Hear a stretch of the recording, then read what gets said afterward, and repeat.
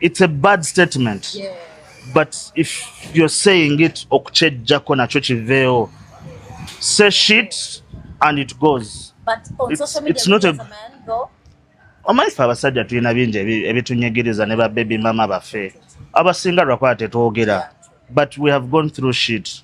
I'm telling you the truth. So if Mickey comes out and says that ffe tuba happy okitegeera that waliwo That's why some men tuba happy that waliwo akobeddwa because ffe abamu tetusobola kwogera. Nze nga nayogedde katabo kalamba. but era n'abaana bwe banaakula ne bakiraba, they will also go through some shit and they will know, they will understand. Hey, especially boys. If men would actually also come out, like if every man would come out, public empathy. Men don't talk. Men don't talk. Men is not a man. No, okay, oh no. By the time he comes out, anyway. Actually, when he talks, it makes him manner. Eh?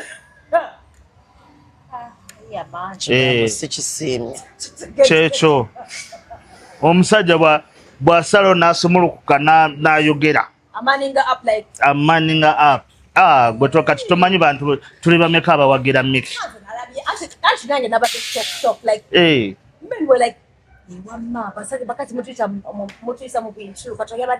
Yes.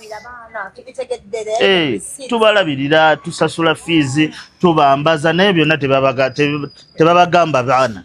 Omukazi bw'agula ice cream yabeera owakabi nenga gw'osasula rent wa $5,000. We don't talk about that topic because I'll mix my emotions. No. Why? No, but that's the reality. I also wouldn't want to go deep in it. Yeah. But just know, every man out there, kastabanga yazala ke bweru, over something like that, manyo bulamu bwe tebuliko straight line. Chenyezo gamba bashiju. Era mami revenge, nze ndi ku side yo. Wadda wenzira. Checho. Nze sina team naye. Nze njina. Big up on yourself, Mickey. Manye si kyangu kutuula mu kamera noyogera ebyo ebintu. I know, right? Ate and you sober. Banafu abagoya programs za Biva Organic, nze Dr. Senjobe nakuuka mu butonde kujjanjabisa mmere, middo na bibala. Biva Organic tuli wano Mengo opposite Masengere ku Biva Organic House ne Hoima opposite Equity Bank.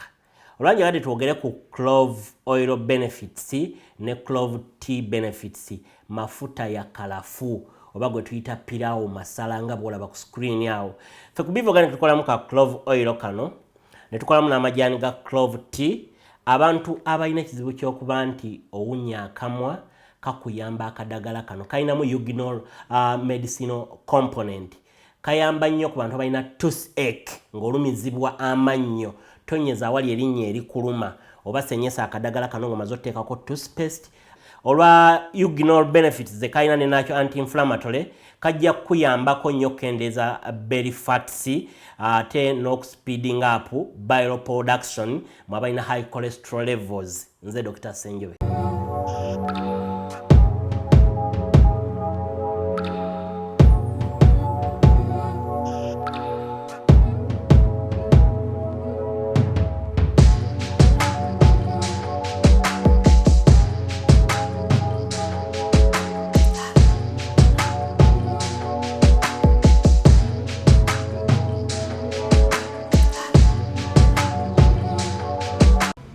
Fights together when I lives longer.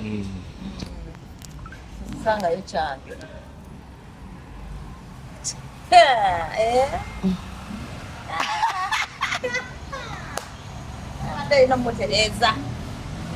Because why not? Just na service nunje eri ba clients baffe. Ba guests baffe. Ati changa tuta guest olongo. That's bad. You should look after everybody. Right? Hi, Nimrod. Hi, what's up? How are you? Good, how are you? Muche abatusimbudde. Oyo mumanyi twatwasimbudde dda mumanyi. Mpozi wano tumuyita Paxi. neerabira mutyaba likola eri kale Pax tusimbudde. First time to have Nimrod actually on the show. One of who not like. Better why na kola show at this moment. So sugar yaliwo for now. Nange sanyi so kulaba. Tukulabika bulungi. Yeah, business gende. Wali business yachi. Yeah, kulabika bulungi. Namwe mulabika bulungi. Sugar guy kegede bwagabe business. Overdose nse mundeke. Business je tulimi ya kulabika bulungi. This interview ngenda kuba nga mpuliriza nnyo. Kuba ebiseera ebisinga kirungi nnyo omuntu n'obanga owuliriza. Diwo watandika okuwuliriza. I'm trying to learn how to be a listener. Okay. Today I'm going to listen. Okay. Yeah. So how is Galaxy? Galaxy is good. Bintu byakabi byokka ebiriye. Batugamba gwe boss in disguise. Just enkola mirimu gyange nange. Nimrod nakugamba nti fuluma okwata eri akuleeta. Ndagewa. Kati wulira bagamba Nimrod nagamba bagambi oyo tandabikidde bulungi bagambira tukwegayiridde tusonyiwe but Nimrod is not impressed with your looks. Era buli alina omulimu ku Galaxy. You must first impress. Yes. But now that is wrong. Sugar nga bwe mumanyi. Abantu no sinze. By the way, the mutyabanze nino obuzibu. Bino mba kata abantu basoka ne baja mu comment section. Kuba tuba tubagambi tugenda ita Nimrod ne bagamba mutubuulize kino. Kadi nze just kati kankubuuze. Am I like nze asinga obukulu ku presenting on radio mu ggwanga? Nedda mugwanga sigwa singa. Waliwo abantu. You're the first of the station. Yeah, that's okay because nze ambassador waayo. Waliwo abantu abansooka ku radio. One station even up to now bakyaliko. Over 20 years. Over 20 years. Nenga tebamanyikiddwa. Nze nina bannaye.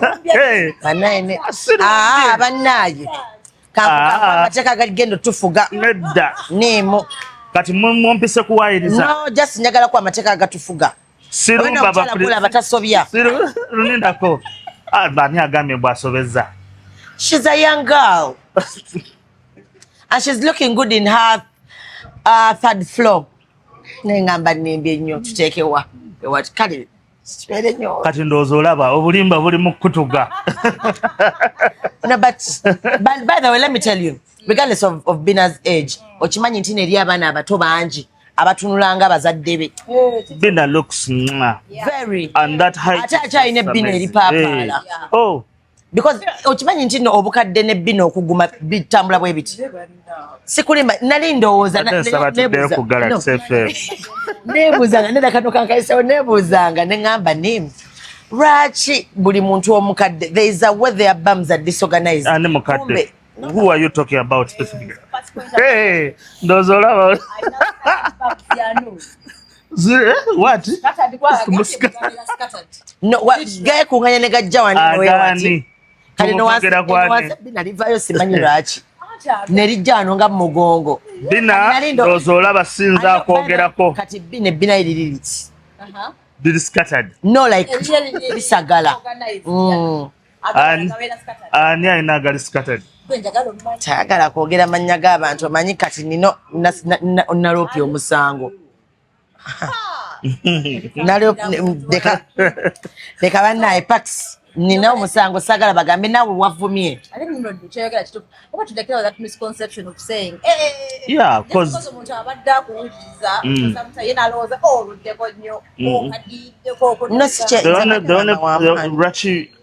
lwakubanga kale ffe we twajjira oba ngambe twakikuba mangu ate nga kuliko social media okitegeera kati nga nze wenzize mpisawo buyisi bannamawulire bawulira bulungi naye mu kabanga katono kojiddemu wakakola damage nyingi nnyo. Levis, be recording at posting before you post it, please. So zino sente zaffe nanti badde nkugamba just that ffe we twajjira kabanga katono social media weeri ate Galaxy ye station pushing up both byemukola ku radio n'omuntu nga ye okitegeera. So that's why we blow up very fast. Ate kati me I love what I do. Yes. I'm on time, no presenting bulungi. Then the station ate n'ogyagala kati boss akugobera ate alabika bulungi kitegeera. Obeera ng'omanyi ky'okola. Yes, you're on time. Ate nga ne radio nayo gitunda. Makes sense. Tekiyamba kukola wantu nga oba nje omusala nga wokola tetundawo okitegeera. So nange bossi wange kyanjagalako radio yaffe tenva ku mumwa nga sina kugamba linnya lyange kugamba my name is radio for ensunsuzi aka black sugar netandikiraawo. I saw something like nara poster on social media from September. And I'm comment section nga bagamba yema ebivulu nga bifuusa ebivulu Deejay Nimrod naye atulekemu omulwadde sakola ki yani bata promoting ba Deejay abato kati ye mukulu Nimrod alabye social media. But how do you go around? Do you ever get affected like ogenda kono rabako some comments back even when I say something bad I don't read the comments. When I say comment omuntu yanvuma nnyo ninga naye ya kikikyo ne mutapingako kulaba yaani oba afaanana atya senasangayo tekyansanyusa n'oguma neŋŋuma. bwentyo nange So okimanyi nti nno abantu bagenda mu fake account ne bakuvumirayo Yeah. katugeze nganze nenkolayo fake account then nenzija nenkuva kati go ye business gye tulimu ate kati bwonyiiga nga bakuvuma. kubanze nina abalabe babiri mu ggwanga lino Ani nani? bali babiri ensi yonna ebamanyi Sibamanyi. Ani nani? noonyereza kasatukuze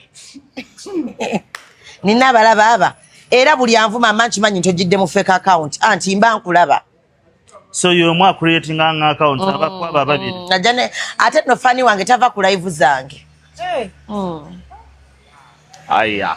So kati wagena kati era lumunenga oba Nimrod yete munyiga like there was a time era what you want ku X one time they ba user no sirika. But then it was sent to nebya DJ Khalid beba. Netukola challenge. Nenga ne kali bagenda user. No shaka ino ku page nengaba.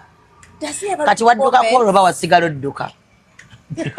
Just asking for the people. Just asking. You don't see Nkolera abantu. Now I'm just asking. Yadduka lumu for the challenge. Ayinza banga yadduka. Omanyi emisini asolo jigatta gatta. Notuko kuva no paka walinde. Tebajigatta. Kati wadduka. Yali AI nadduka. Kati ochadduka oba wadduka ko. Yes, era natandika kwolo. Nkola yokko. But era natandika kwolo kola. So wait, what? You want to shed off your weight? No, just to stay fit, not shed off. Wano wendi mala. Olaba nkukuba. Lwaki tonoonya ba 6 pack? Mogambe. Ale no sigwe weka. Banja bandwanira. Mukwana ni yagamba nti onkuba. Era shuga yomba. Era mbwali omwana. Abanene. Ebintu bya off camera tasakwera bya off camera. Nengamba bannange. Sikuba. Kuba. Sikuba. Tugere takuba tugende mu maaso tetwagala ommanya. Wabula twawukanire wano leero. Ngambye eki. Tell them people. On camera already tumaze okwawukana. So twawukanye. No sikubuziza nti no nzijaawo ng'oli mu kulya breakfast n'ogamba nti relationship oba nedda. Thank you so much. Tugere sugar. And a relationship kakatandika mukayuya. Chaka Bambineda Nimrod is a good looking guy. And then in his car there is this part where he keeps money. Wanongoe wakange waliwo kana kantu akabera waneno kumpi ne gearbox. Kati waliwo kana kantu kebasikayo we kati kabamu sente. Kabamu sente by'etaano bambi. So he's a good looking man. How do you know that? Okay, I'm just saying. Don't wait for No, ebyaddala. Let me see. Nimrod alabika bulungi, awunya bulungi. He's caring. And then waliwo kyotayagala gamba bantu. Yeah, because by the time you know all that about a man, go claiming our. Nkola ntya? I didn't claim anything. You look good. Obunya bulungi. And then yes, he's a caring man. He's a caring man. He has taken me out. Yeah. Out and in over out alone. Banange. We need to iron out things here. Out and then what happened? Out and in over I thought we are both interviewees. It's okay. Bought you drinks. Osaze And then he even gives you transport. He buys fuel. When I go out to Sakutwala in. That's okay. And then also he can pick you. Listen, asoko picking and I could dropping up back. That's the care. Yes, nze njagala like sagala nnyo muntu angamba nsanga wano akakantu kata wanyo obwongo. Like jangu onchime. Bwe yakutwala out yakuzza we yakujja kata oba tugamba. Ate gwabyo gwali mu kunyumya. I'm caring. You're also caring. Yeah, that is the caring I mean. No, when it comes to Nimrod. Okay, let me tell you how he cares. Because there was a time when you know a lot about me, not so? Yeah. In and out. Yes. So tell people. No. You know why I'm saying he's caring? There's one thing you have not told the people. What haven't I told them? So we don't know you. I smell good, I care, I watch. So what else? Tell people.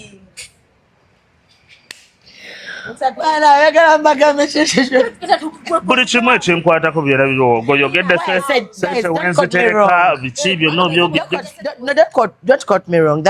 I know that Nimrod is caring because there was a time I was going through a mild depression. When I'm going through a mild depression, like he's one of the few people abanonya.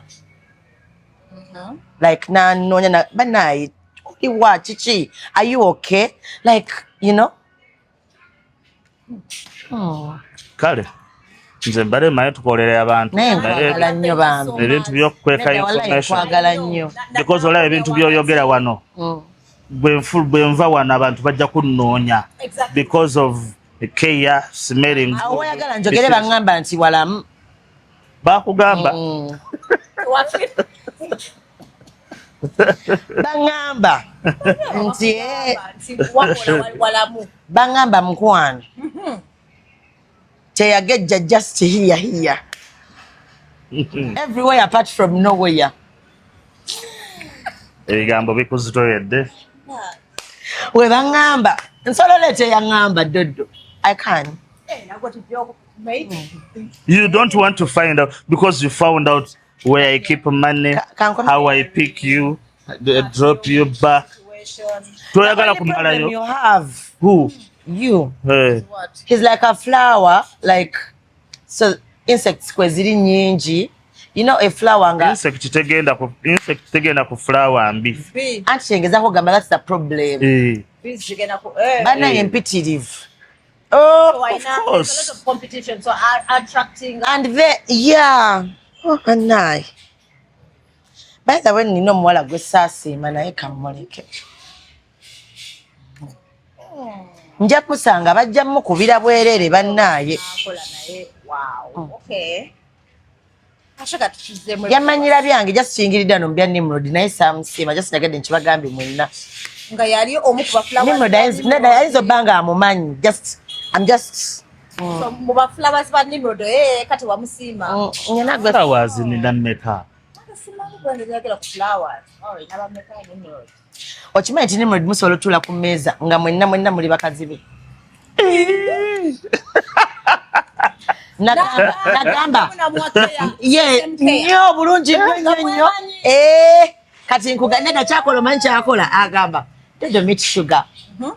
Say hello to sugar. Meet Doreen. Doreen and meet Tamin. Nagamba shake hands. Say hello to each other. Asigala waawo. Kati eno asobola kola.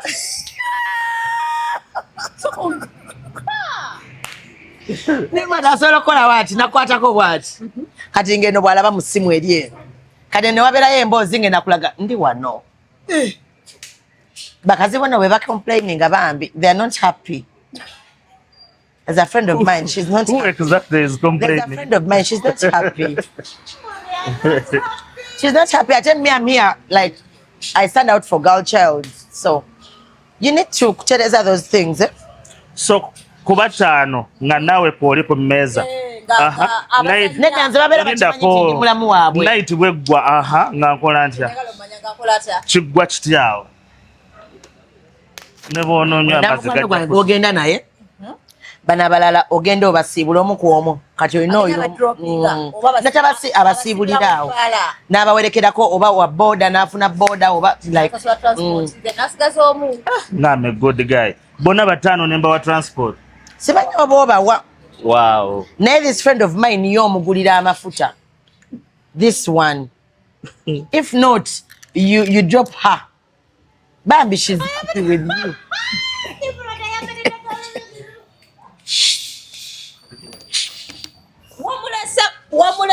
Era ye teyejjusa. Nange sinategeera. Why exactly am I here? Like you want him to him. No, just mbadde ndi muwana. Oh, by the way, it's been a while. I wanted to also talk to you know, about one day jabufuna. Now it's like ali mukuru sting. No, because mama biro meddeko. But my friend Bimuluma Byembagamba, she's not happy by the way, but she's hanging in there. Ofunye channel. Wow. Era kati bwabanga kokako so olese sugar kundro. No mukwana gwange kamugambe it's okay after all a good 90%. So at 10% we can deal with it. Ekirungi nange mbera outings zamu. Aka 10% aka no, it's not this is not disrespectful. That's what she said. So that is you.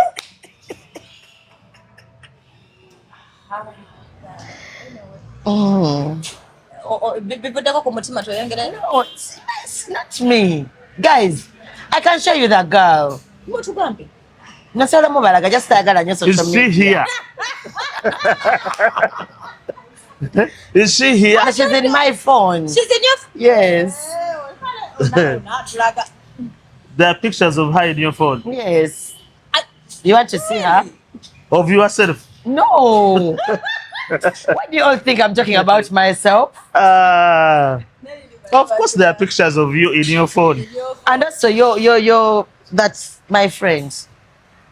We're roasting aja kufuna. I know. You came to cook Nimrod. No, it's okay. Kale, let's talk about his love life. You should tell us about his love life. Because it's a show. Really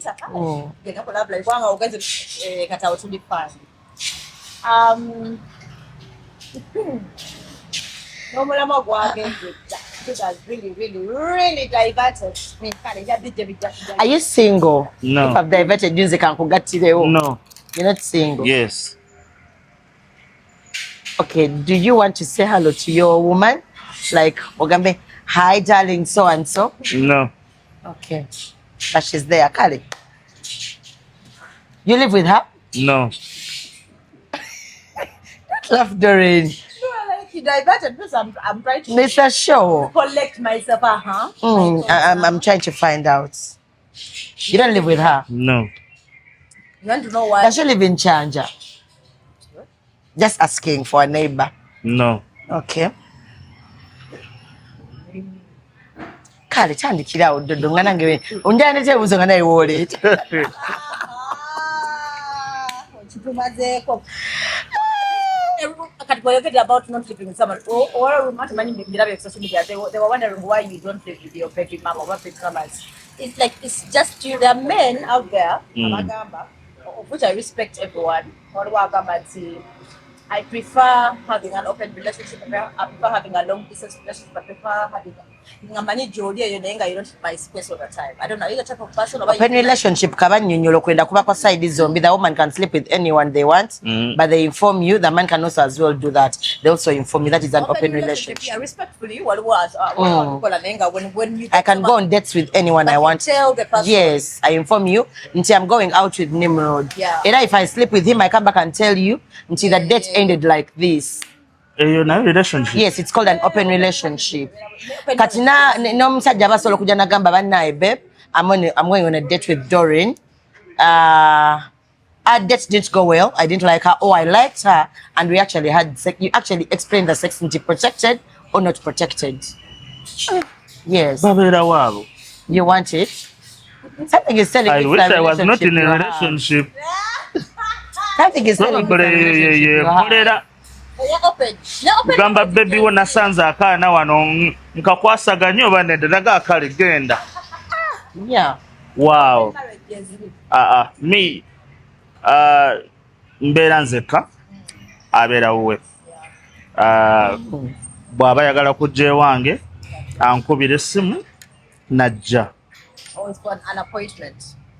Not an appointment. She can call me anytime. You know what I'm saying? Like, do you agree? I know so kana mukubira. Unannounced or I know. She does not come unannounced because there is a bound. Is ofuna pressure. See pressure. Like you might come and I'm not there. Or maybe say. There is no pressure. You might not be there and then there is someone else there. Whose relationship are we talking about? I'm okay. Wondering. What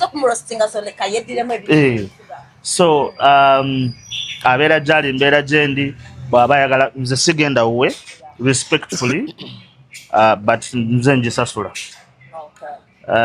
Ye asobola okujja ewange but of course ankubira nanga baby tonight I'm coming and I'm like cool. Oh, weekend I'm spending the weekend there. If she wants to go out she'll call me and tell me she's going out and I will know that she's out because bw'abeera out anything can happen, or it might rain or something, and you know, get no muchima dropping. But wagena out nga tangambye ne waje kubatya simunona. Otsegera? Yes. Although olusa bikola biru wano biru the sente ziwedde no nga wagenza otya, but bwaba agenda out ambulira. So that means it could bill. That's being good. Like, bill sometimes. Like if she wants to go out, she'll call me and says, I want to go out with my friends. You can send the money. I send her money, I give her money, and she goes. If she's stuck, she'll call me. You know about the plan. Yes, now you know about it. But if she goes out alone with her friends, because I did not know. Era walo wabeera stuck. But you just have to do it because she's your woman. I know. If she's at a certain show, I can't go to that show. If I'm at a certain show, she won't come to that show. Cut, for example, Nalinda agenda ku show ya Dexter Dubs. But she also wanted to go to the show. Okay. So I had to give her money and she goes in the Nenjiva. Like I'll go for Nyege Nyege, she won't go for Nyege Nyege. I want to know why. See money, but that is how we run up. No, you don't want to go out with your woman No. We can as well decide and go together. Oh, but in most cases. But if she wants to go alone, she'll go alone. If I want to go alone, I'll go alone. Or sometimes she'll say, tugende kweno show, obanze kenyini nyamugamba, tugende kweno show. I think I'm abnormal. My anger issues can't let me do that. But we don't cheat on each other. Why do you love?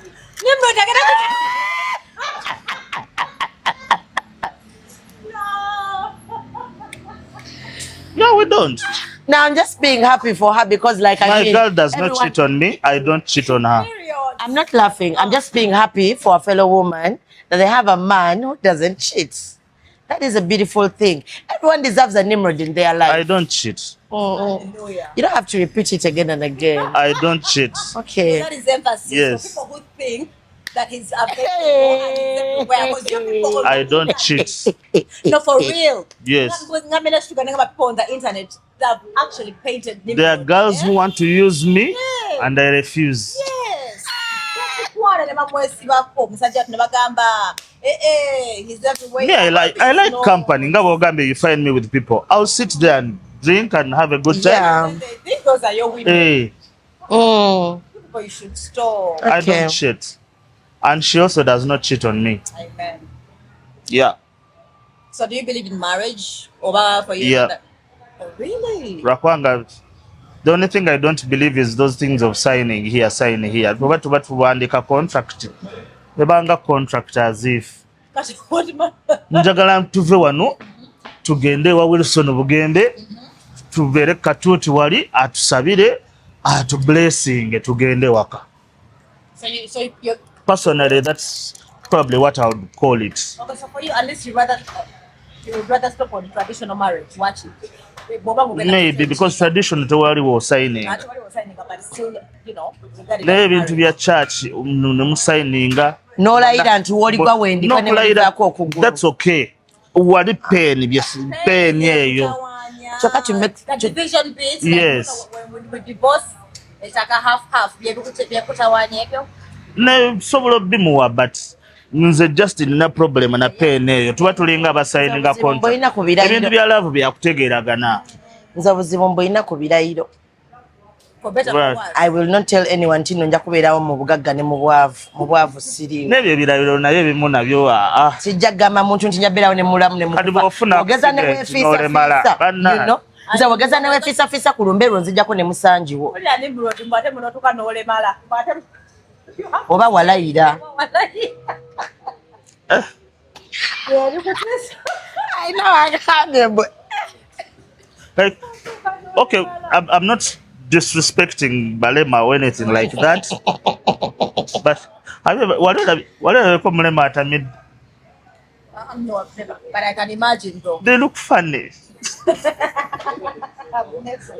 With all, I'm not disrespecting them because in Chimani Batabuka. I know. In Chimani Batabuka, so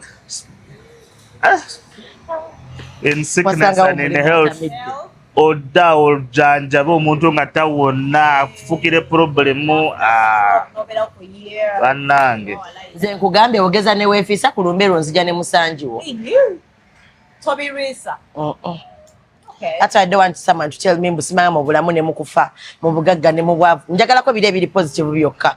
Baŋŋambe nti mu bulamu mu bugagga ebyo. Saagala agendeeyo mu church. Njagala nga bwe nkugambye tukole either kwanjula oba kukyala ekintu kinyume oba funaawo omuntu ansabira blessing marriage sikuteekako bukwakulizo bw'onoofuna ssente onoozimuwa bw'onookola kino onookimukolera bw'anaayavuwala onoosigala ng'omwagala ngalinga njagala waaki kitegeera omuntu laavu n'ogiteekako obukwakulizo. I actually would want write what you want. I write what I want. And we see if we are on the same page. Onyegenyege etuuke oba kivulu ki oba ku sindi kubuuze ku contract yo kuliko concerts. Ku bye wawandiika by'oyagala kuliko concerts. No. Nzaawo mba njagalawo ndooza ebintu bisatu. Ki? Bye mpandiika. Kinaki? Ssente. Omukiri. Ekyokusatu kyekiriwa? Ekyokusatu of course happening. Happening nga tugenda ffenna ng'ogenda weka. By the way, me, I think people who know me know me. We don't know you.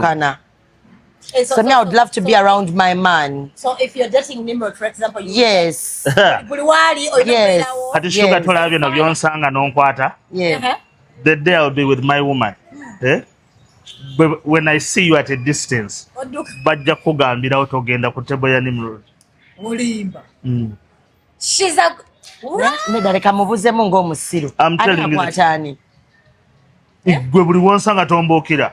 Ani abukira neba tubuze manager Roger bannange. Ani atakumanya simu. Muteye ku simu tubuze ani abukira ani. Don't call people in the morning. Mubuze etayagala mubukira mubuze etayagala mubukira. You have not found me with her. With her. Akugambye one of those days. Bolira bangali with her. Togeza no mubukira. Hey, I don't want to say something. A couple of people know her. A couple of people know her. In that, because me, when I'm seated with a group of people, I be solo. I will say hello to everyone. We have a good time. Yeah. But when I'm with her, she's all over me. I am all over her. It's your space. When she's going to the toilet, we go together. Relationship Because I know what happens in the bar. You get it? I know when a girl tulaba omuwala ng'agenda mu toilet n'osindika waitress ogagenda omufunira enamba n'amugoberera mu toilet. Bwe bbaawo oli awo tudde onywa kawalagiko ninga enamba ngifunye. My girl does not talk to the waiter or waitress. I do the ordering. Yeah, because I know what she drinks, I know what she eats. Yes. Era waliwo gwayayogera naye kubaza ekyanyamba omusajja tagenda out ate tanywa na mwenge. I think for custom was a guy n'atuma waiter. Ngendo kyuka bwenti nga muwe essimu bw'ateekemu nagiwamba. Ever since that day ne guy teyagibanja nagiwa. I think it was a fake phone also. But when I'm with her sugar, don't repeat my name so many times. Yeah, I'm telling you. Also me when I'm with my man. Who? I have a man. Who? Simuman. Yani. You just don't want to accept it. Who is he? Amos Lovins. Hey. Yes.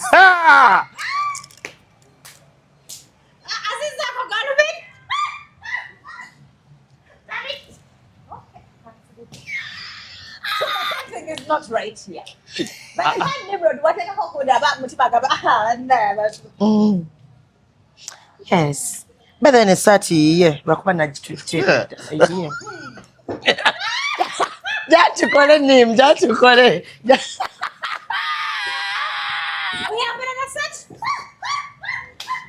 Yeah. It's like that.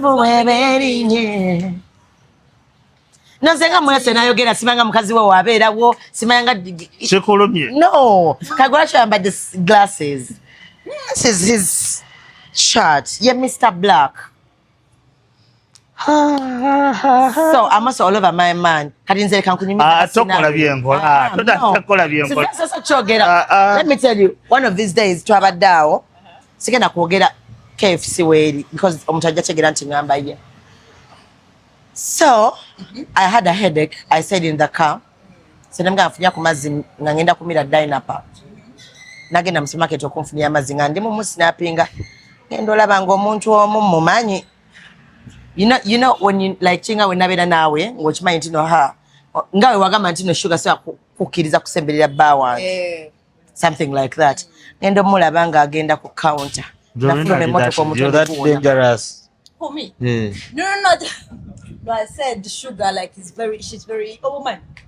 Abukida. So, era nayingirirawo munda ne mugamba Vigo tend the water. Nangamba yes mama ne kifuluma. Oli ne mubuuzaako bulungi ne mugamba meet my man such that tewabeerawo confusion yonna. Era sisobola kudetinga muntu wankweka.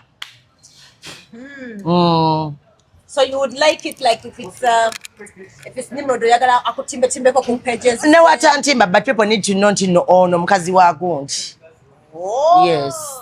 But even me nange mutekanga ku status once in a while. What am I saying? What? I'm talking about me. So have you ever seen him like? I don't know. I don't view his statuses. Antekayo wange lero Friday. After 10 minutes, if I see a picture there.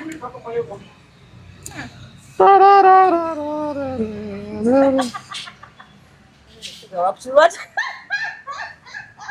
Yes, you can go. As if you're jealous. By the way, I'm not. Why would I be jealous? Nimrod is my brother. Auntie, your sister okunkuba na ati nange. Nimrod is my brother. Jagalo mulungi.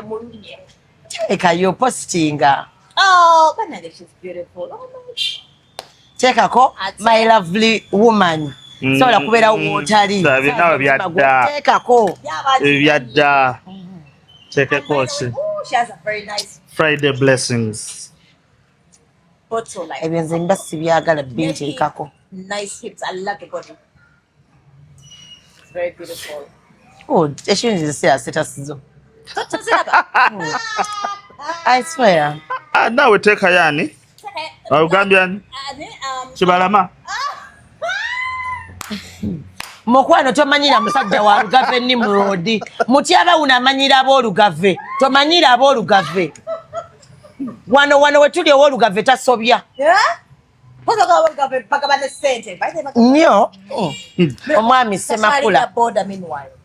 Which is good. Nazaala wange Ngate wa launching emmotoka nganda abantu ba launching emmotoka. No, it's not my car.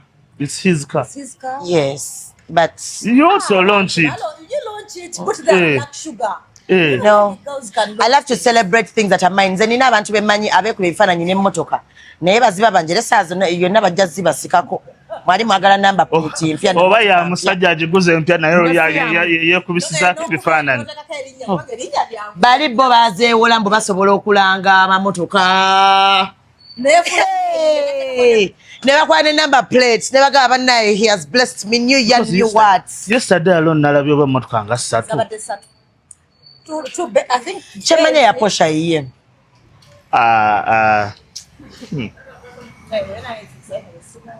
Naye ya chicken yo yiye. Anyway. Obuzibu obuliwo nze saagala kukuba muntu atankubangako kitegeera so let people be blessed. Nina omuyimbi gwe mmanyi yalonkinga bulungi emmotoka simanyanga GLE banaye akakatogo ganatuuka gwamanyi nsiikula entalo ku bbeeyi rayisi kati the guy who had bought her the car yali asigaza cards nga tennaggwayo emmotoka kati ne bamusaba susu kati nga buli kaseera olina owaayo susu kanatuuka nabeera ng'asikatira tekiba sitwala bawala out ku bbiru ya bba wange kubanga nze mbagenda obbonabona nga nsasula sitwala bawala out ku bbiru ya bba olunaku lwe babagulira emmere waneeno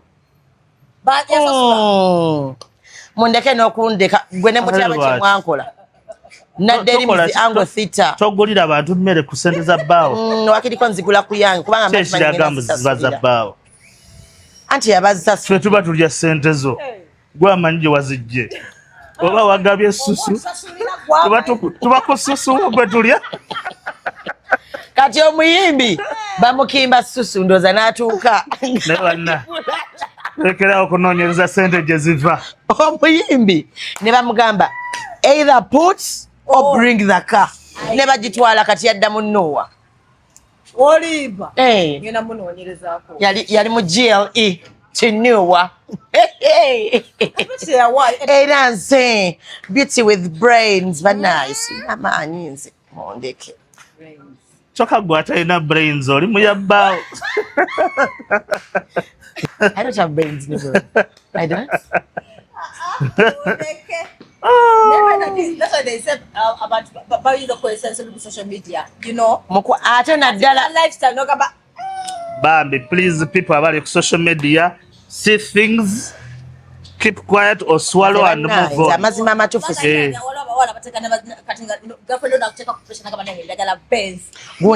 Gundi yaguze motoka kibanaye nze. Banaye muvuge Toyota zammwe tezirina buzibu nze nvuga Toyota. Nze nina omuntu eyangamba sugar olinya boda in my head I'm like banaye musango mumpe close mweguli. Mumpe close mweguli nti banaye olinya boda we charge you with this. Ochageera abaana bawooma banna. Excitement y'abaana ba mu byalo. Abaana bawooma. Ate nnyinza ogiggulira nga towooma. Oli owajja lwaki yagimugula katana bamuwa. Era yali awooma. Yali ticket. Nekirala. Kale lwakubasa bagenda mutegera bwe nnaayongerako. They bought the car before. Buwoomi. What you ordered versus what you got shovola babatwala emmotoka.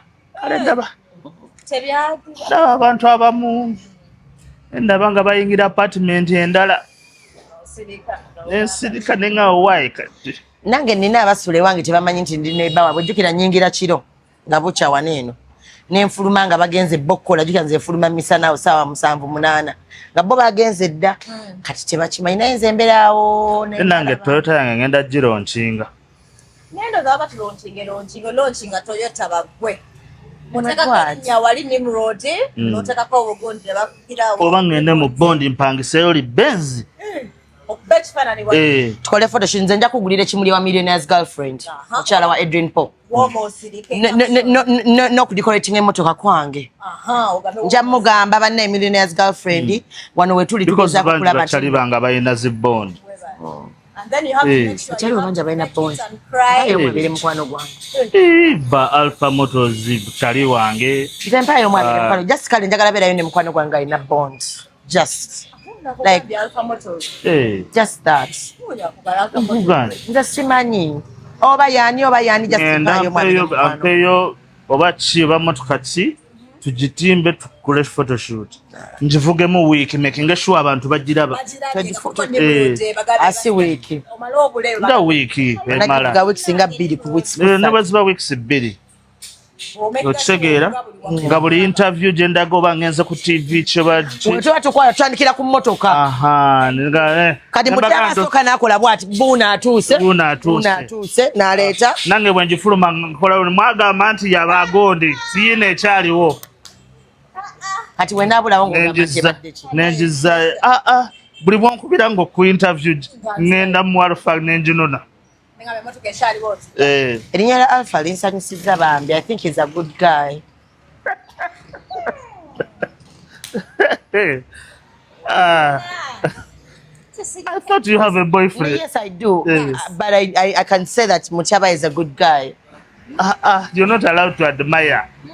Not admire. Muchaba is my friend and he's a good guy. Keep quiet. I think Alpha Motors is the blessed man. When you're with your girl, I have a feeling. You see, but you don't see. When I'm with her, you don't see. Don't see. When I'm with Brenda, I'm okay. I don't see. And neither does she see. August yaganye okuggwako bannaye. Leero mmeka August? Agwako Sunday. August alemedde mwezi gwo. Oli omwana wa maani. Lwaki ayogera ntunuulira? Nimrod, what is wrong? Ate I'm looking at the two of you. No, like osobola okuba ng'oyogera nga tontunuulira. Nimrod, this guy yakoze statement on TikTok. Mickey. About content creator perspective. People didn't perceive it well. Though men basanyuse. Yeah, of like I impregnated you because I was revenging on you. What's that like? Is that a right statement to tell someone? Like as a man, do you think that's right? It was out of anger. It was out of anger. Yes. No Busiramu butukkiriza okunyiiga n'okubawo ekigambo ekinene kasitoba nga Levis nga alukomezaawo ye nga yes so you're Muslim. Me, I'm everything. Obusiraamu butukkiriza obusiraamu na waawo. So it's a bad statement. Yeah. But if you're saying it okukyejjako nakyo kiveewo, say shit and it goes. But on social media, it's not a man though. Omanyi ffe abasajja tulina bingi ebitunyigiriza ne ba baby mama baffe abasinga lwakuba tetwogera, but we have gone through shit. I'm telling you the truth.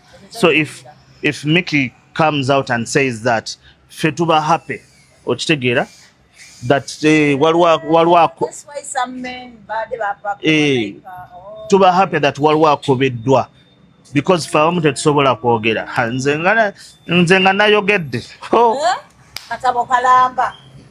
but era n'abaana bwe banaakula ne bakiraba, they'll also go through some shit and they will understand.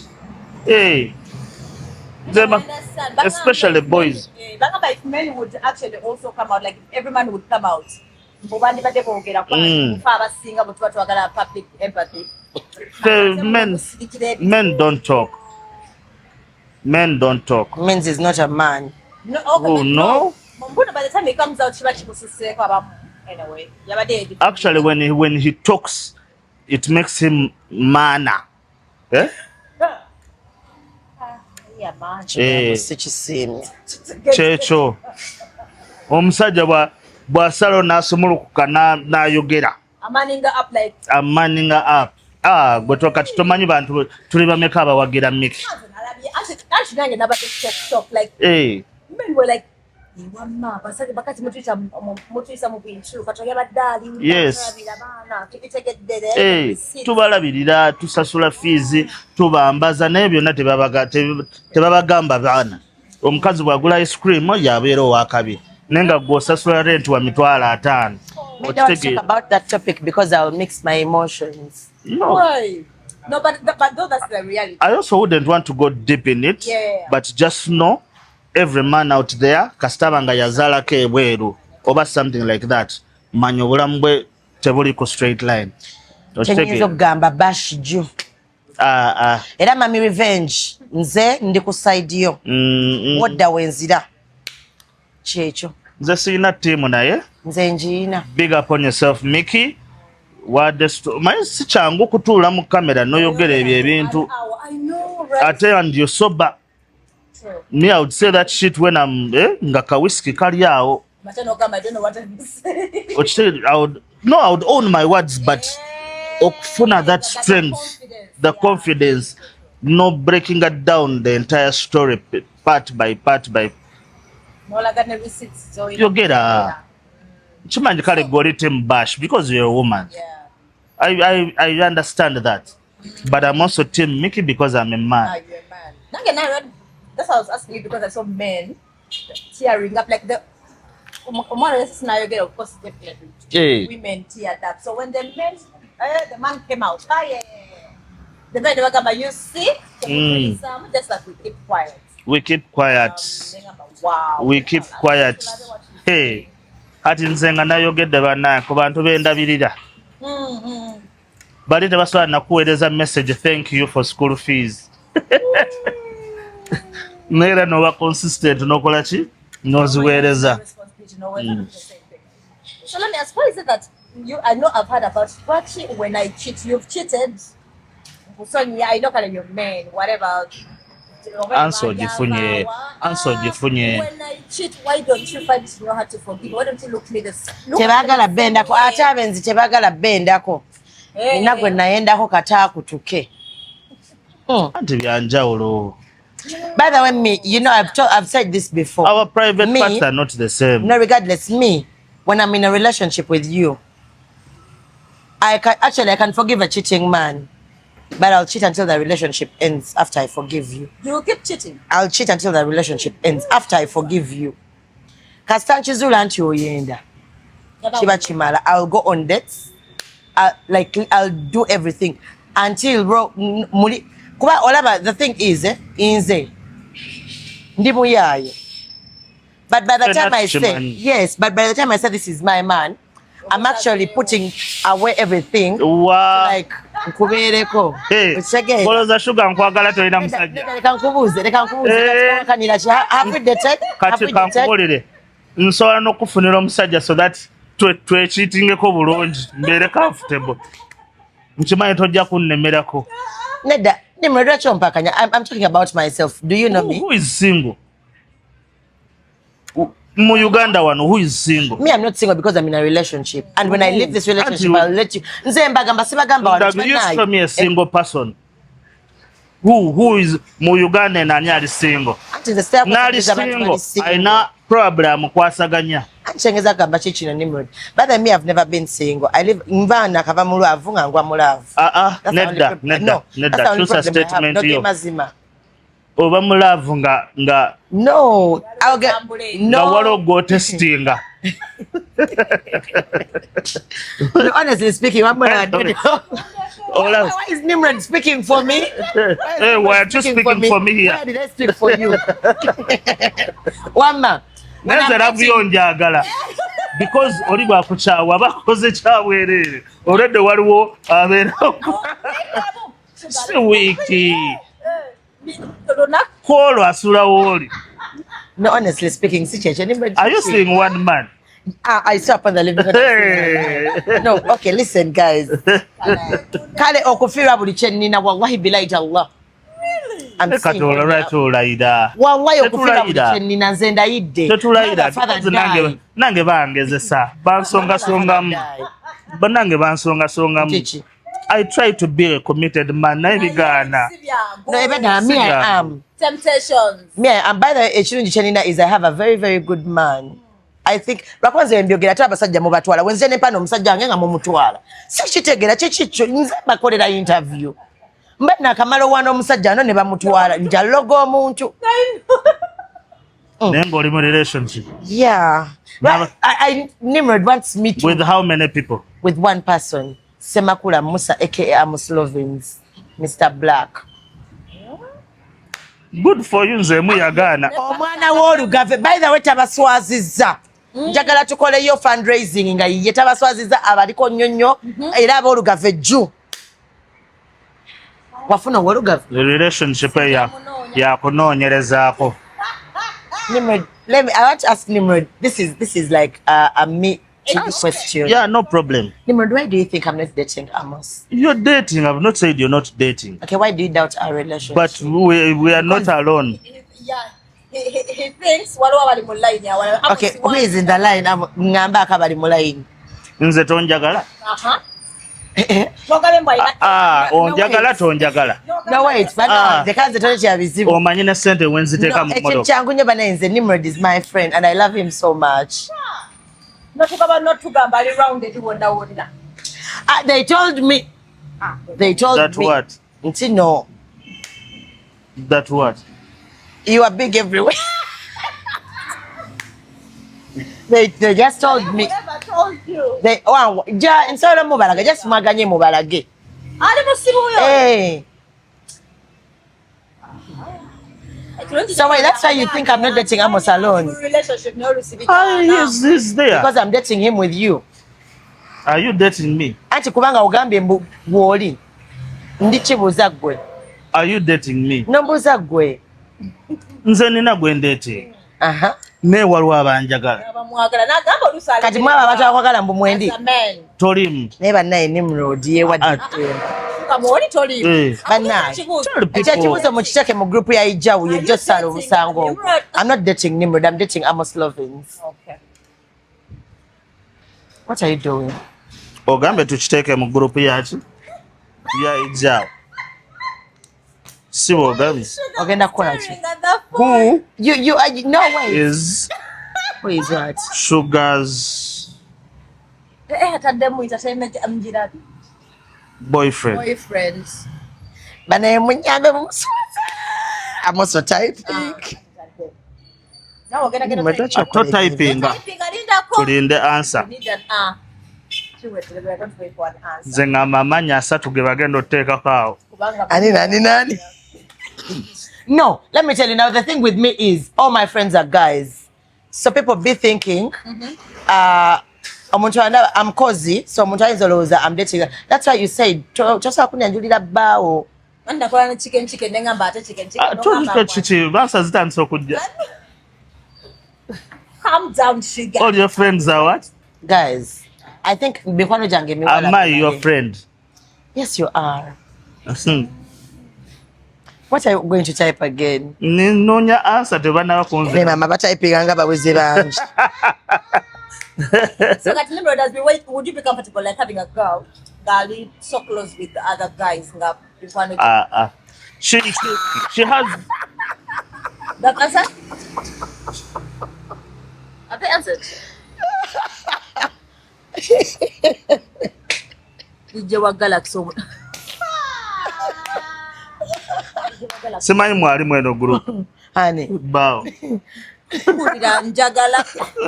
Bao mwali mweno group. Sali. Choka tebamanyi. Nange ninze linnyawo sinalira abakatulinze. Would you be comfortable? You'll be okay.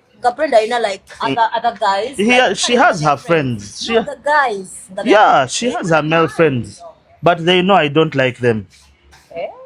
That's my job. When she, when she goes out, abera ne banne. Kati nengeza ngenda wali abaina bavaako. Chichi. Tewani. Are you okay? Bakuletere ku mazzi. No, I'm hot like that. I read thought before No, I'm put that question. One watch, I will kabuguma kakubeno side. And I'm putting on black. My relationship yafe simanyi babagiyita. Eyani nani? Eyange nawe. We don't have a relationship. What is that? Auntie, I don't know what it's called. I can't call it a relationship. We are friends. Friends very, very good friends. No. No. We are very, very good friends. Okay, what are we? Kale benefits zandibaddewo eh? No, but zinnaba kubaawo. Ozisubira okubeerawo. Nze ndi muganda wo. Nimrod, you said you don't cheat on your woman. Doreen ndi muganda wo. Just that me, when the fact that I know you have Brenda and I like her, she's very beautiful. I can't. Who has told you I have Brenda? I'm giving a scenario the name. So when I tell him relationship, tukole. So Brenda, if I was tuli mukwekwana. Like if I know there's someone that you're dating, kati banzireke simatene badda mukwekwana. Singa twamumanyi. Singa simumanyi ngongambye yo single, I wouldn't mind. I would be like, let's date. But when you have but the fact that hold on. I know. Hold on. The fact that you know a DJ Nimrod, omuwulira, omumanyi, probably wali omulabyeko, would you ask me if I'm single? Kubyowulidde. No, I wouldn't ask and I wouldn't even give you my ears. Or my attention. Like I wouldn't even dare. So kubyowulidde ku DJ Nimrod. Bwajja nakusaba date osobola okugenda naye. Anytime bajja tuyira omwenge, anytime bajja kunjira amazzi. Bali nkunyumize. Soko sirike. Mama drama. What I've heard. Anytime. Akakomwenge kali katuuseeko. Akomwenge katuukawo. Ebangamba ogenda mu kivulungu oli wali kumbe DJ Nimrod ali wali kupuusi. Gye wawulira ebyo byonna. Bingi nnyo no meanwhile. Nga kumbe ako ayinga waliwo n'omulala then sometimes abagira na testing phone nakuza baby are you okay, so I that pressure sijisobola because when I see you eye looking like your eyes are looking with some chick so that's what you have heard and I've seen quite bits because I've seen the first time I've seen you Nimrod just that mbasi sikweraga you I've seen you somewhere okay. Some places yeah and I've seen you okay now me, I wouldn't. Kati kubyolabye oba kubyowulidde what if say 50% is not true because jukira katufa abali mu media bali kyetubawa kye batwala okitegeera ate byetwogera olusi si byetukola kati singa byowulidde is like half if it's half and I get it from you and there's proof yeah.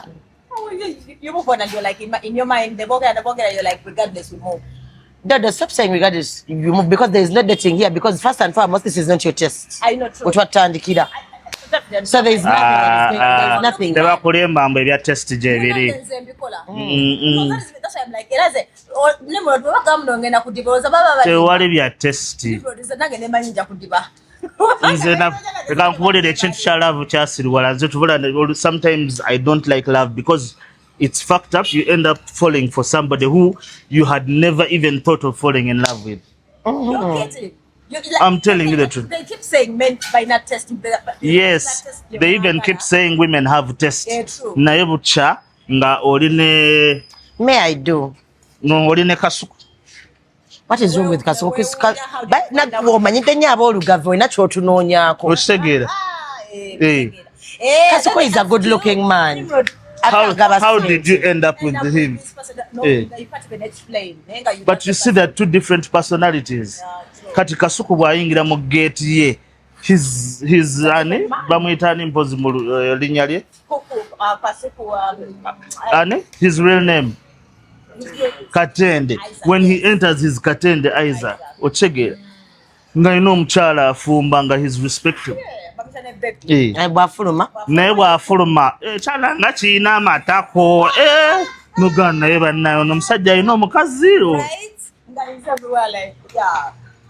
naye era mmwe bamu No, Nimrod. But nange, we are good guys.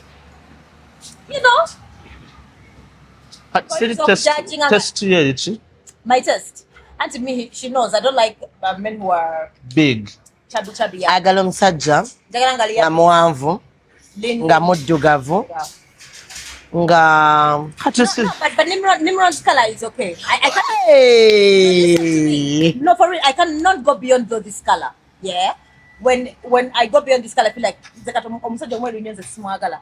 I feel ono like mweru nnyo no. kati wano tulinga abazze okusaba obuyambi.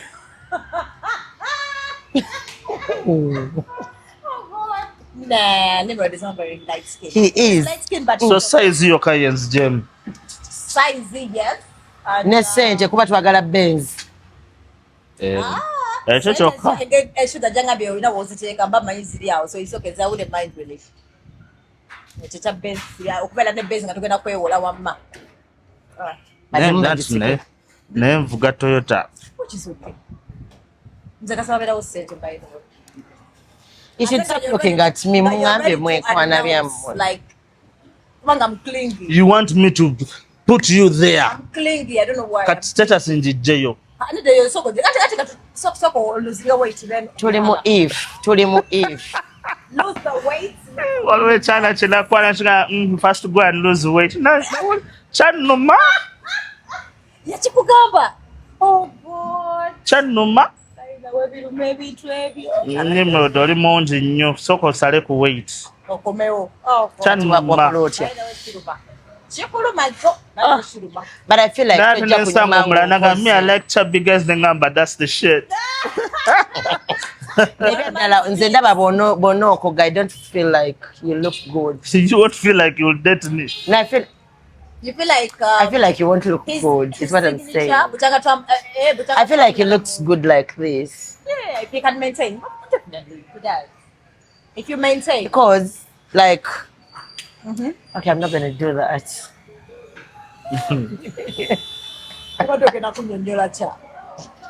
Kyewalaba. Kyobadde ogenda kunnyonnyola ki kyewalaba. Mbuuza. No comment. Like he's a good looking man. What why no kubeera? Ekisooka alina ekirevu kya kyuma. Kati kambuuze singa mbadde singo nga ne Vamos Amos nga ne Amos ali singo ne batuteeka wali. I'd choose Amos.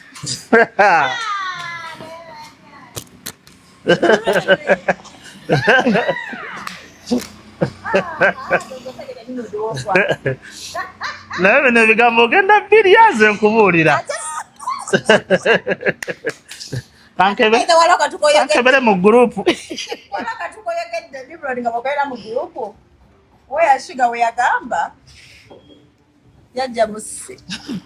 Naye nkuliko n'abayimbi abalala. Oyo mwana bamusibako lwamuyamba bambi. Abula ye bamusibako naye simanyi babituufu. Omwana oyo naye bulya buto. Kale osikudde fitina ngenda ovuma abantu mu oyo gurupu. Simanyirwa baavu. Toyina gw'ogenda vuma. Omwavu okummanyira okubamu emigo ku lubuto ne mmanya.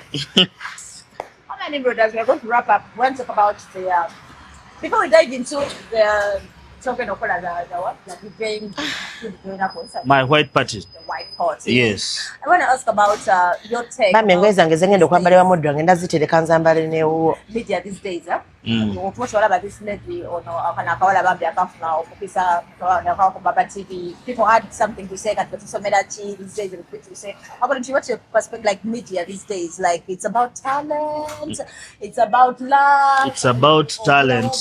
Was talent get a following? No, and talent. It's looks. It's following. It's even looks matter. Yes. Nadala ngogenda ku screen. You have to be like a sugar. It's energy what joteka mu kintu kyo. Noba oba ne woba okola omulimu ki olina okugwa bwe balabanga oyagala nnyo ekintu ky'okola. So it's like four things. Ebitabo tebirimu tebabalimba. Ochegera, because I also saw somebody complaining, "Kale me, I have a degree in manya journalism bekibi kyogenda jirya nze nkubuulira. Naye nze kye nalabamu ekyo. Me, I went on radio because first of all as one of the top DJs that time. Number two, njagala okukola. I had love for work, for whatever I was doing. Then of course as a little funny omuntu atali dull okitegeera. So baby, that's how I've been there. And probably makati awo nengena nensomasomayo obuntu ntwawo okitegeera, but si bwe ba considering oba just nabusoma kubeera wali security. Yeah, nange kyenabadde ndabula nange kugundi ku Pretty Nicole. I feel like the fact that ali awo ate nga yakoma P7 asobola okola adult education probably panga kusinya funa kolayo ka certificates. Who doesn't want to look at Pretty Nicole? Okitegeera. That's what the looks. The looks come from ekintu kye bateeka ku TV kina kubanga kinyuma okulaba. Bwe kiba tekinyuma kulaba kina kubanga tekinyumira ddala kulaba. Omushira wange mumukoze mutya? Okitegeera. Kati bwe kiba tekinyumira ddala kulaba nakyo kijja kunyuma okukola ki? So these days it's okay, education is important, but put it in your head. Not on the TV, never everywhere, or nemo bank, or you know kubango yagala. You like what you do, you have passion. So Pretty Nicole has numbers. She figure checha amani, chirabika bulongi chito. So full number, because now remember social media era kati right as we speak, the people who watch her, I've not watched her because I know what she can do. Otegera. But there are people who are watching kulaba ayogera bichi and Okay. So about this DJing thing. Last year in a party, even this year. Nakola. Is it the same white party? Over every year, last year there's something you also staged. It's a white party every year. Yes. Why white parties? Rachel emirundi ebiri leero. Hey, this year it's twice. Yeah, yakagikola juzi wano. Najikola mu June, ngenda kujikola mu September, but at a different venue. Okay. Due to public demand. So why white party? Why the name white party? Like for white party public white bunga tumanyi bali ba. Venue mo kwambala. Tewali ebiri. Tewali nnyo kyamaanyi. But a white party is nice. Pictures. Kulaga n'abantu mbu abantu twabagambye kwambala white ne bamwambala. Wali oyiseeko abantu mu pink party ne bajja mu bbulu. Abantu mulekera obbawo obuzibu bayitira bikalakala ebyebi. Oli n'omuwa stress okunoonya maroon. Maroon efaanana eti.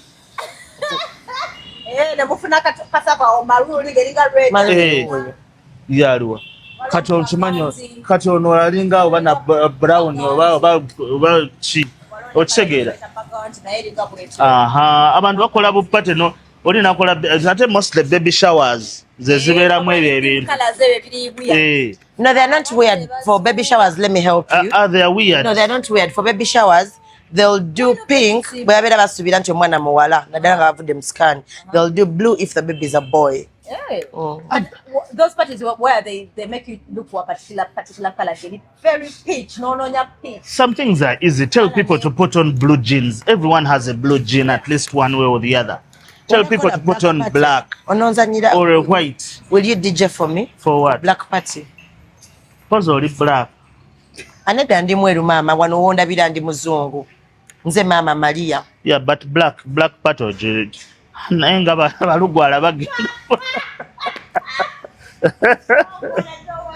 Nimrod have cancelled. Don't come to my party. Invitation cancelled. So that's why I called it white. Ate chamala ne chikwatayo. So what chikwata? So when you had it in June or July? Yes, I had it in June, Capital City. Then there was public demand. So the owner of Chengera Mall called me. Nagamba kola wano pate bichi. No tutegeraga now, no to falling in a business deal. So September 27th, Chengera Mall, we're together to take a white party and because if I call it something else, abantu chija kuba chizibu ochipu shinga ate obayigiriza erinnya pya oba okinaming something else Nimrod pink pat abantu bo bawo obuzibu but at least everyone has a black, everyone has a white, everyone has a blue jean abantu mo kati black tugenda kwambala black mugenda kujjula balugwala mu show yo yaddi mwiyo mugenda kujjulamu abazungu taata mwiyo tugenda labamu abachotala nga bangi nnyo nga abazungu bangi nnyo ndowooza tuyitire ddala lumu ne Yesu ajje tumulabeko abe ng'akomyewo. So those open are we paying? Tujja kusasulira wali. It's little money, 10 and 20,000, 500,000. Bantu bekyengera tolina bw'obasaba emitwalo 10. Bantu baffe ba bulijjo. So kuma tutandika bapate industry my pate misana oba kiro pate until more. Probably by midday because waliyo swimming pool ebyokuzanya bingi then abayibi bajje. Simanyi kuwuga but I look good in water. Bikini. You look good in water. Just ntula neno wanena amazzi we gatandikira wano. Wanawali amadala agakirira mu swimming pool awo siva. Sigende naye mbeera awo. Oyagala zanyira amazzi. Lyange liri mu mazzi. My last question. So these young DJs, what's your advice? Like I have a feeling. Simani, do you think Bachigwambugwi what wogenda want to some place? Imama inengamba either DJ no abata tegedde tarbidize crowd baba bamugambye abantu bali wano nasa ibintu byotategera nasa ngandalira nga neula babambi also try then all about those want to be like DJ Nimrod Nimrod atukubangena lo nategera tino kati wano this crowd they just mirror this particular song so what genre so I don't know like what do you think like according to you most money. Yeah, there's money. There's money in a lot of money.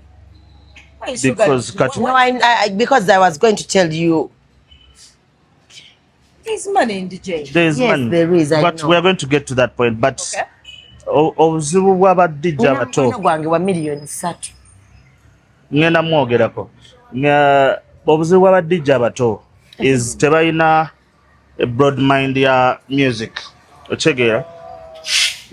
But I think before you even start playing genda ko kwanjula owulirize music oyo genda ko ku baby shower genda ko ku mbaga genda ko ku mikolokole ejenjawulo so that obere exposed in music. Kati ba DJ abaliwo bamanyi somebody bamanyi gokubye gobba bamanyi bali pira boda otegera balina ka catalog katono nnyo bamanyi munno tebalumanyi nawe kenina oluzannya osanga DJ nga Nimrod kino musajja wa Remember Ramsajja? Sorry, we're supposed to be very tight friends. Who? You and my man. For what? Why not? So but I end up about statement. I can't just sigarize. So that's the issue. That's the issue. Don't make research. Tebaina music monji. You see me when I was starting to DJ. Yeah. I used to play like from 7 to 7. Nzeka.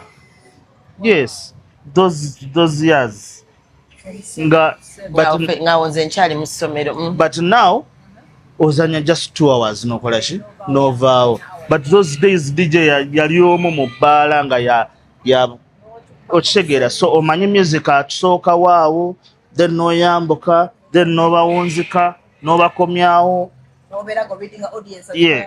Banji okuzanya music ko bakumanyi but just catalog obanyi sawa omuntu onazazo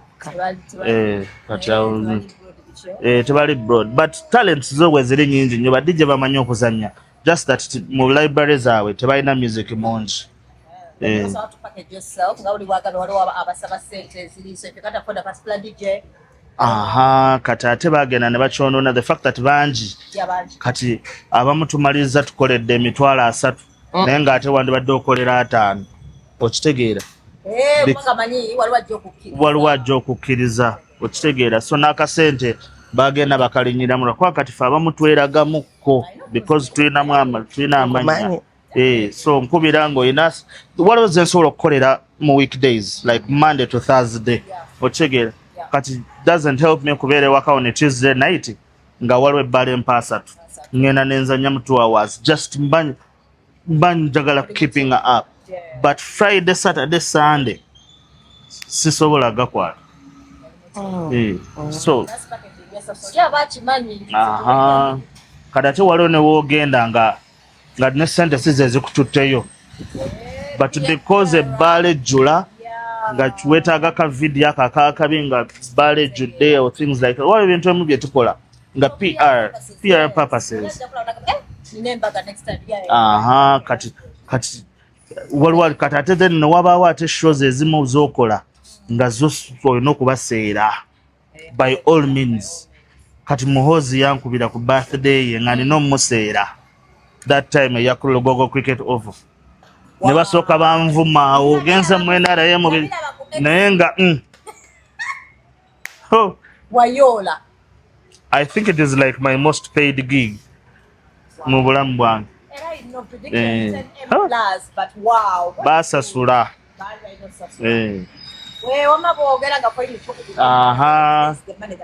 Like Fridays nzanya ku New Best Hotel. Nagamba mukwano gwange antwaleyo n'agaana. Togendayo. Nagamba mukwano gwange antwaleyo n'agaana. But let me tell you, however much abantu bajoogerera ebibeerayo bla bla bla, kati nze gayi yankubira. Kati ndoza yali agezaako ndoza kutereeza erinnya engeri gye baligikubamu nnyo bla bla bla. Actually ba DJ basatu abazanya ku best ate nga they are #1 DJs in the country. That is me on a Friday night, Shiru plays on a Tuesday night, Nesuna Ben I think waliwo Sunday zazannyayo. Otegera kati bwe tuba tusobola okugenda ku best ne tuzannya gwe DJ oweŋŋamba ki? Otegera gayi yakuba essimu hello nze Gondi New Best Hotel ne ŋŋamba Friday night oli otya? Ne mugamba wangi daga twagala ojje ozanye ku Friday, every Friday. Nasooka mbirowoozaako ne mugamba naye nze nagamba sende meka? Ne mugamba njagala sende west. Naga kale otandika Friday jja.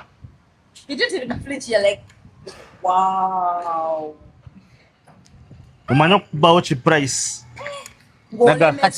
Kati nemugamba njagala ne black label. Naga kale no problem. Ne black label wali kati bannona okuva mu parking babounce ne tuyingira wenkubira abakyala tebajjaawo nange ntya era mbeera wali my group of some of my friends kati abala ne bavuma because at the end of the day atojja ogenda kolayo wano ku the villa bulijjo ngendayo kukola ki? The villa is a best. Kulaba live band. I want to see you play. You've seen me play. I want to see you playing at Best Hotel. Best Hotel. You first tell your man that you're coming to see me. Sina nzija nga tamanyi nti nzija. Ate bw'omugamba alina kunkubira naga ajja. You can even call me. Does he know, by the way? That word. Nimrod, you're going to get people thinking otherwise. Does he know that word? That we are friends. He knows. We were together last time in Mukono. On Saturday, last Saturday. Hey. Sabi fako. Ngate watuchima n'otuyingiza. Nze nachima mwene, nachima gwe. Tewachoto yakala kumanya bali back. Tegete. Tusibule ndowooza. Ani yankubira nga ali ku gate sigwe. Nze. Era najja n'enclearinga motoka yo n'oyingira kugira nali saagala kuma. You think I like him? But you don't like my man. Anyway. Why don't you like him? He's not my friend. He needs to be your friend. He's a good guy. Why? He's a good guy because, I mean... Let me tell you, we men, if we're friends to a woman, we don't like their husband or something like that. They are none of our business. Should like him. I actually... Era mwensanga Doreen ne Bawe. By the way. Mbuza Doreen and then Doreen nalyoka ngamba ono Bawa. Wachingambako? I did. No? You did? I'm the one asking. So he didn't know. Okay, Nimrod, kati tuweshobora kujja ne Angela. Ngo yaliwo ninaye. Nimrod is lying. My man come and said hello to him. Nebebuza na. This is my man. So I did. did. Just said hello to your friends. The people you had come with. Wow. Thank you so much, Nimrod. Nze bwe mbeera ne mukazi wange tuba bwe tuti. Nange nali naye bwentyo.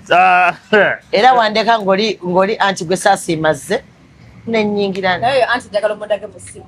Simulina mu ssimu ya. Okay, namundaga mu ssimu. Olaba kaana kamwisaamu eggaali nange ne mpuliranga. Nali saagala muddamu because yali ajja alowooza nti bana inakayanye ne sugar. Omanyi abantu ennaku zino bankolerako emikwano. I'm now their sipping. Sentula ne sugar. Oli yayomba yagala okummanya naye nja by the way mugambe enkuba nsobola omutega for no reason enkuba oluyi ebyo sibyogera byo n'osirika ne Nimrod kenyi ne muviira because I knew what I was going to say. Sometimes you just no when I know that what I'm going to say is very very heavy, I most of the times yes she's not worth it. Nze tolwanira maaso gange saagala abantu balwana. Nali nnwanye ate me when you fight tebakule mama nja kutaasa tosa kati leka nkubulire teseetaga nano tewalaba bajimba cuts ne banvuma ku social media mu Nimrod yalabye basitula kyaliwe nogana okuyamba nebaga Nimrod is a snake. I know me singira mu fights because I know one thing can hit you and you die immediately there or something like that. So unless if you're like I don't know who, there's actually only one person I can fight for. That's my woman and my mother. Mesa tumayize paxi. I want to call my man.